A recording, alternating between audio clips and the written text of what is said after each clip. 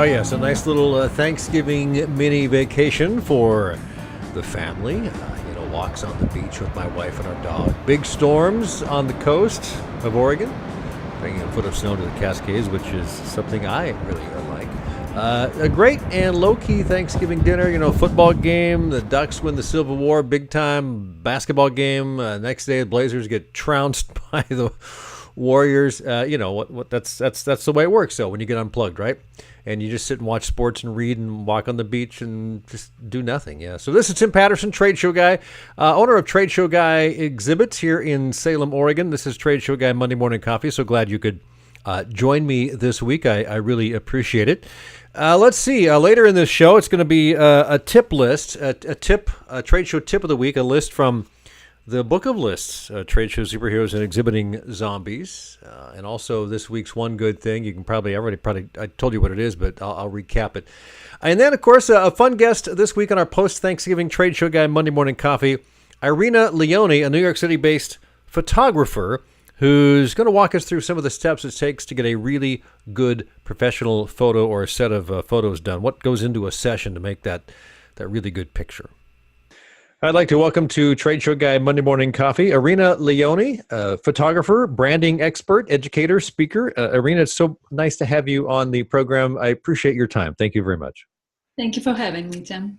Well, so we had met on a networking group here in the last year or year and a half, two or so, and I've kind of followed you. I'm on your newsletter, and so I'm curious to see what you're doing. And you're in the photography world, which I really like because I've been a photographer since I was a kid. My dad had a dark room, and I was in there mixing chemicals and stuff like that. I mean, we're going old school, right? Yes. It's all digital these days, but it's still photography. So how did you get to photography? And let's start there. Well, I was just like you. When I was a child, I was sitting in the dark room with my father, who was mixing stuff and creating magic in front of my eyes. So it started all the way back. Then I had my own camera. Then the Soviet Union broke up. Then I got my first DSLR much, much later when I was in the United States already and started playing with it. And people kept complimenting me on my work. And I was like, I'm just taking pictures. I don't know why I started the business. Don't ask me. Well, you can ask if you want, but it's... Well, so you've got this business going, and you're it's called Power Portraits, as I understand it. I'm on your website, which is irinaleoni.com, and that's one of them, I understand. We can talk about the others later, but Power Portraits is probably as it is describes. You take portraits of people? Yes, Power Portraits is a brainchild of mine and kind of the networking group that we met at. Yeah. It was funny how it was born. Basically, I work with entrepreneurs who are personal brands, and I make sure that they get portraits as well as other branded imagery that they need to empower their brand, to empower their business, to take it forward. That's why it's called Power Portraits.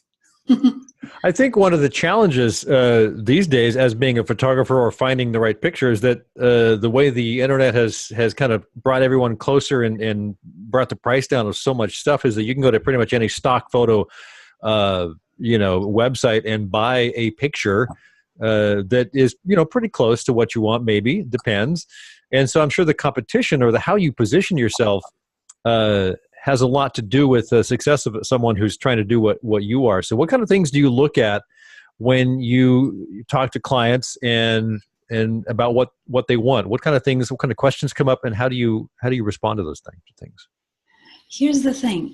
The world keeps moving, changing, and growing. The evolution of what we are used to seeing online and what we respond to positively has been changing dramatically fast. And right now, it's not enough to just have some pretty pictures of something on your site, on your social media. And hey, there's also social media, which requires a ton of work ongoing all the time. So we are bombarded by visual information every day. And to respond positively to everything is impossible. So our brain has learned to filter a lot of the things out. And what we visually respond to, visually and emotionally, in all sorts of positive ways, we respond to photos of people who are telling stories about themselves. And this is what my business, my my passion, my everything is focused on right now is figuring out what kind of a person is running that business. What is their story? What is so interesting and unique about them? And bringing that to the surface so that people can connect immediately. They don't have to work on figuring out what does Tim do. They don't have to go to your website if they're meeting you on social media. They don't have to dig in to try to find out more information about you because they won't do it anymore. We're spoiled. Everything is being served on a silver platter if the business is doing the right thing. If they're not, then they're losing our attention.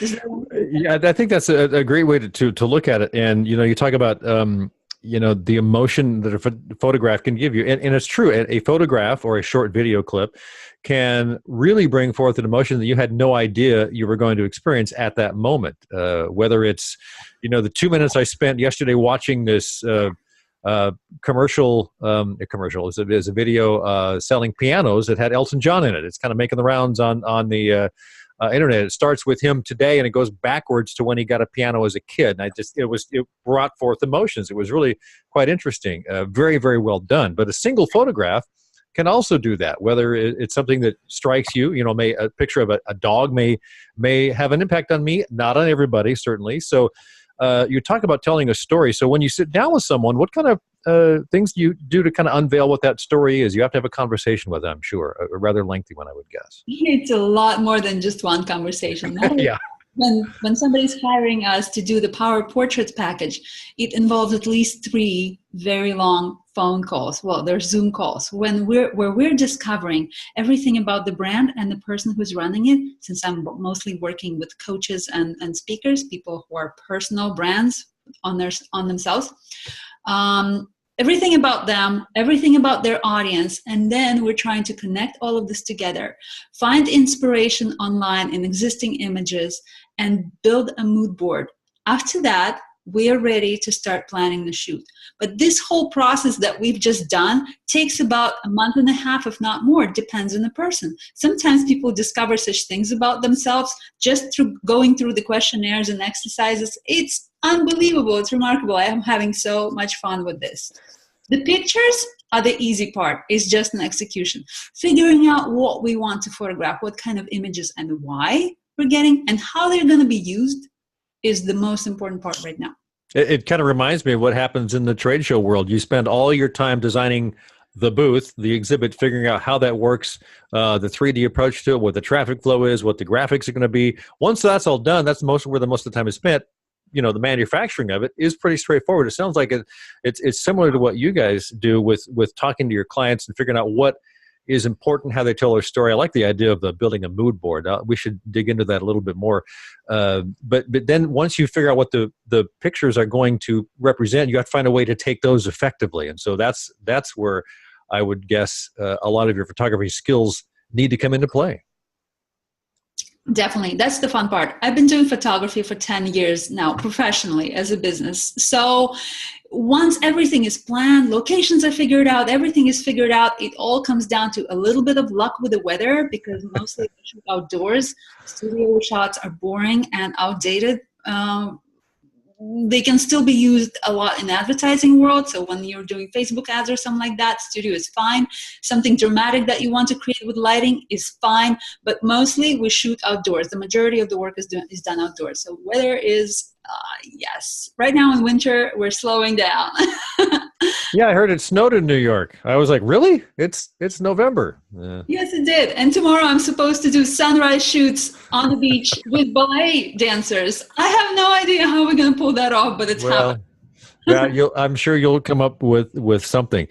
So let's talk a little bit about the mood board. What kind of things, we don't need to get into the nuts and bolts of exactly what that is or how that works, but how do you get people to evoke that and communicate that back to you so that you have an understanding? What kind of things come up in that conversation? There are several different questions that we're addressing. Basically, it involves a research online when we're looking for similar things, similar images that evoke certain moods, images that represent people who look like them, for example, if they're celebrities or something like that, and also images that invoke certain colors and wardrobe, because the way things, what we see in the image, it all affects our perception of the person, of the brand, of what's going on in the photos. So we have to consider all those things. So all the details that are going into planning the shoot, they need to be researched beforehand.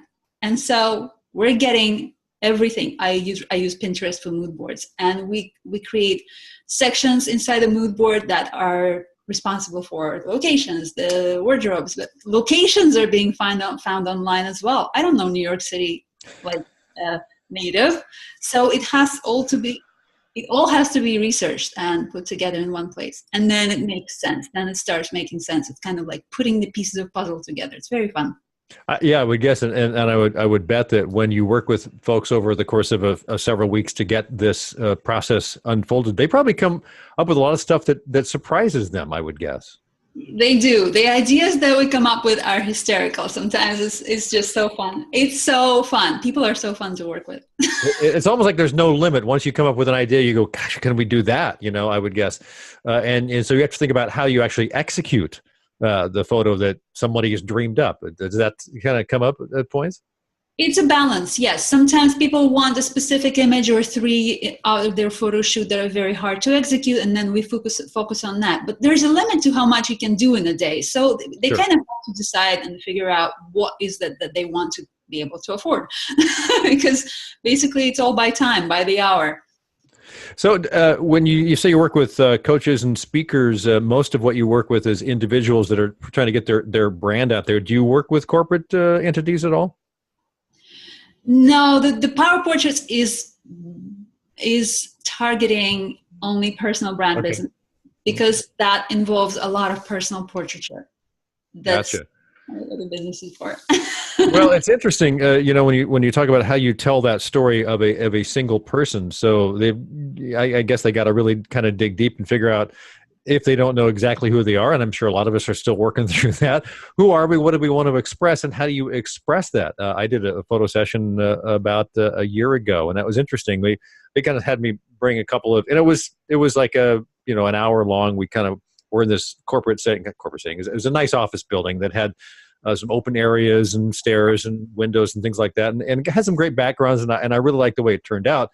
But it didn't have the planning and you know, the what you did with the mood board and all that stuff that went on for weeks before we got there. We just showed up with a couple of things, and I got some decent photographs out of it. But to go through the process of what you did sounds like it's a whole different level. It's completely different. Yes.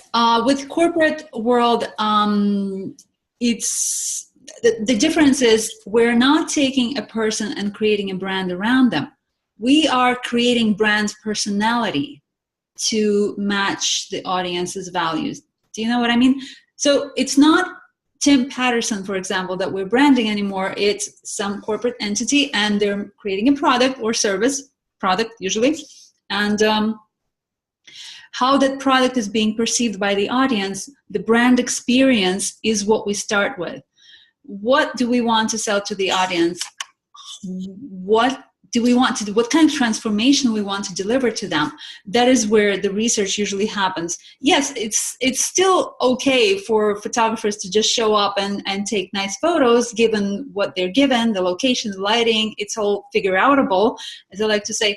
But there is a marketing department behind there who has decided what photos they need, what kind of format, and what kind of brand experience they are creating. Unless you're just doing corporate headshots, in which case it's literally just show up anywhere and do your thing. Yeah. Well, it's fascinating because like I said, there's no limits. The sky is the limit. You can go any direction, right, left, up, down, forward, backwards, with the kind of the way you're approaching it. And I'm interested to see. I haven't seen much of your work, and I would love to see more of it when you talk about the brand experience and the transformation. So, Irina, this is very fascinating. How can people find out more about you? They can follow me on Instagram. The account is I am Irina Leoni, one word. Same on Twitter. I regularly show up on Instagram most of the time. More active there? More active there. Okay. There is a blog. There is a newsletter that they can sign up for. If anybody needs help with their visual branding, I send out emails. There is also a group on Facebook, a private Facebook group that is free for everybody who Mm-hmm. wants to join and learn from me. I go live in that group and give people tips on their branding, posting articles on there. It's kind of like a community that I started several months ago, and it's been fun. It sounds like you're having a gas, Irina, doing your photo thing, and I'm glad to speak with you and learn more about what you do. I certainly learned a lot today. So again, thank you for spending some time on Trade Show Guy Monday Morning Coffee, and we'll make sure we get links in the show notes so people can find you. Again, thank you. Thank you for having me, Tim. All right. Thanks again to Irina for being a part of this week's episode. I really appreciate it. I mean, everybody knows a good picture for your LinkedIn profile, your Twitter profile, whatever you use it for, your business card is really, really important. Our trade show tip of the week is a blanket list of things that you might want to put in your trade show toolkit, the physical things that you need at times when it's really hard to just drop everything and go to the store. It's 35 items, a quick bullet list.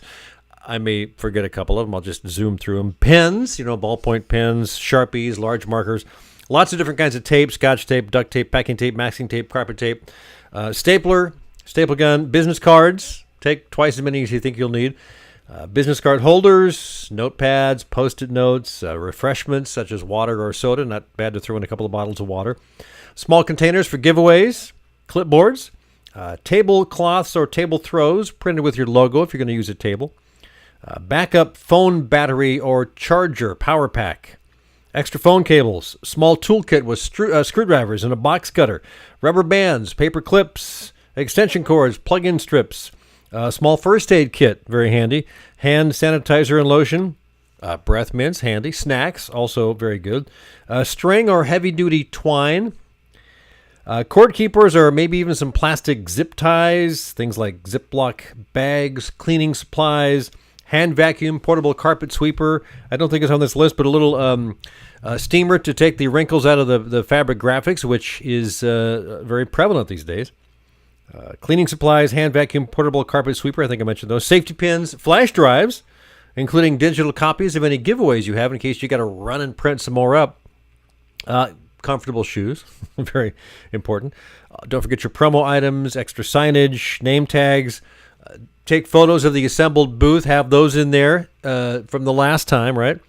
Email sign-up sheet or software on iPad, whatever you do for lead capturing. Maybe you have a more comprehensive thing, but certainly have some stuff in there that helps. Samples or giveaways. Staff contact information, detailed travel plans, and, of course, copies of all show paperwork, booth number, the contract, the setup instructions of your booth, and all that stuff. So that's what you need. That's your list, your trade show toolkit. Check out this book. It's on Amazon. Trade Show Superheroes Exhibiting Zombies. And finally, to wrap it up, this week's one good thing, getting unplugged. I don't think I checked email. Well, I guess I did once, just because I wanted to see, was waiting for something. But, I wasn't surfing the web. I was on Twitter for like a minute. So I unplugged, read a lot, walked a lot. For the last 4 days. It was really nice. Enough said. Have a great week. Please join me again next week, and tell a colleague as well if you like the Trade Show Guy Monday Morning Coffee. And so glad you're aboard this week around. Thanks.